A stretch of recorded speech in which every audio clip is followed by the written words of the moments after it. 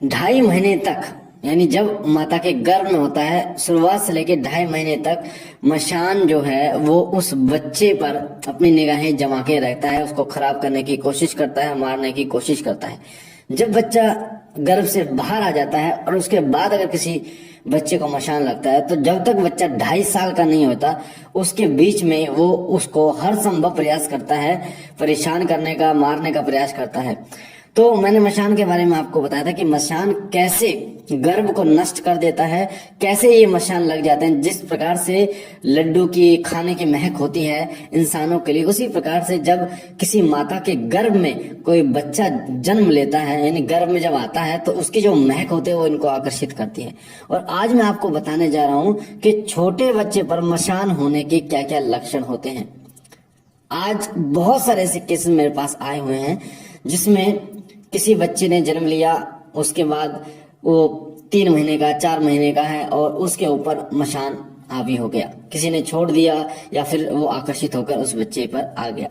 तो वो बहुत सारे लक्षण आपको दिखाई देते हैं। पर जब हम डॉक्टरी इलाज कराते हैं, डॉक्टर के पास जाते रहते हैं, उसके बाद भी दवाई नहीं लगती, उसके बाद भी आराम नहीं होता, तो कहीं ना कहीं आप एक चीज समझ लीजिए कि कहीं ना कहीं इस बच्चे के ऊपर मशान की दिक्कत है।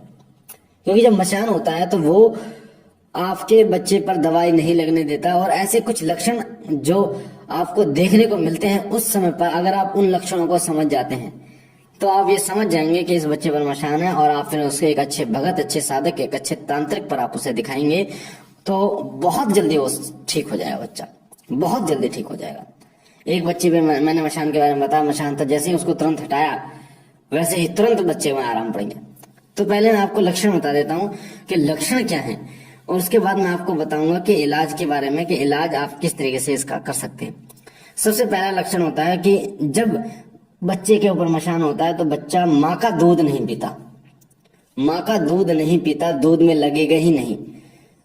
क्यों नहीं लगेगा? क्योंकि जैसे ही वो माँ के दूध में लगने के लिए होता है तो वैसे ही वो मशान उसको डराता है, क्योंकि मशान जो होता है वो माँ के दूध को पी जाता है सारे के वो, और अगर दूध होता भी है तो बच्चे को नहीं लगने देता। वो ये सोचता है कि ये जो है इस पर मेरा अधिकार है, तो इस तरीके से वो बच्चे को दूध में नहीं लगने देता। पहला जो कारण होता है वो ये कारण होता है।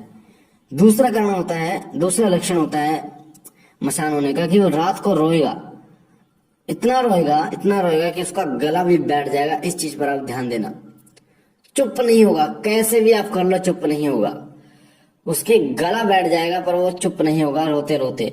आप सोचोगे कि इसमें डॉक्टर की प्रॉब्लम है या कोई बुखार की दिक्कत है इसलिए रो रहा है, या फिर क्या आपने छोटे बच्चे को देखा होगा, छोटे बच्चे की जांघों पर या पीछे लाल लाल वो बन जाता है, कुछ रेडनेस आ जाती है, जिससे आपको लगेगा कि इस कारण से ये दुख रहा है इसको, इसलिए ये रो रहा है, क्योंकि बच्चा वो बता तो सकता नहीं है। पर मैं आपको बता दूं, जब मशान की दिक्कत होती है तो बच्चा इतना रोता है, पूरी रात नहीं जगेगा, रोएगा, पूरी रात नहीं सोएगा और आपको भी जगाएगा साथ साथ में। तो दूसरा लक्षण है। तीसरा लक्षण ये है कि जब बच्चा सोने, यानी कि जब वो थोड़ी बहुत अपने सुत में आता है, जैसे रोता रहता है, जब वो थोड़ी बहुत अपने सुत में आता है कि 2 मिनट के लिए, 3 मिनट के लिए आंख बंद करेगा और एकदम आप सोचोगे कि बच्चा अब तो सो गया, और एकदम उसको एक जैसे चोटी काट देते हैं किसी बच्चे को, एकदम उसको डर के हमारे घबराहट से एकदम उसकी आंखें खुलती हैं, तो ये मशान का लक्षण होता है। क्योंकि मशान बच्चे को सोने नहीं देता, जैसे वो सोता है वैसे ही उसको एक तरीके से जगा देता है, चोटी मारता, डरा देता है उस तरीके। अगला लक्षण होता है चेहरा काला पड़ जाना। चेहरा काला कहने का मतलब ऐसा नहीं है कि बिल्कुल काला, यानी कि चेहरे की चमक गायब हो जाना। आप खुद देखोगे कि जिस बच्चे पर मशान होता है उस बच्चे का जो चेहरा है वो जैसे पहले चमक थी ना, उस तरीके की चमक उस चेहरे पे नहीं, मासूमी, ऐसा मायूसी होते हुए चेहरा ऐसा काला सा पड़ जाता है। आप खुद अंदाजा लगा सकते हैं इस चीज का। ये चौथा लक्षण है मशान का। पांचवा लक्षण है उस बच्चे में से बदबू आती है।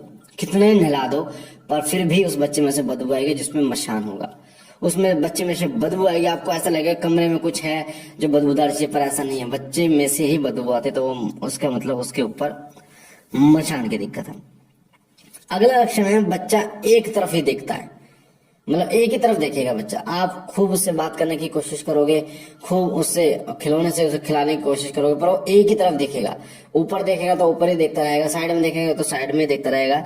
ये अगला लक्षण है कि उस बच्चे पर मशान की दिक्कत है। अगला लक्षण है कि बुखार चढ़ेगा फिर उतरेगा, फिर चढ़ेगा फिर उतरेगा। आपको लगेगा कि कहीं ना कहीं डॉक्टर की दवाई से आराम हो गया, थोड़ी देर के लिए वो बुखार शांत रहेगा, उसके बाद फिर उसको बुखार चढ़ जाएगा। तो कहने का मतलब यह है कि दवाइयां काम नहीं करेंगी।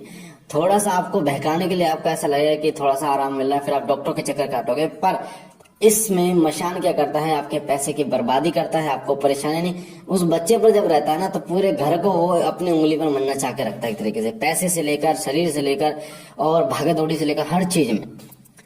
अगला जो कारण है वो बच्चा जो है, अगला लक्षण वो सूखता चला जाता है।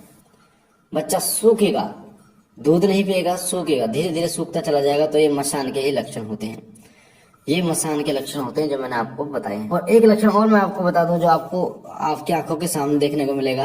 रात को जब बच्चा रोएगा, आप परेशान हो जाएंगे, आप रोने लगते हैं कि मेरे बच्चे को क्या हो गया। उस समय आप उसके चेहरे को देखेंगे ना, तो वो हंसेगा।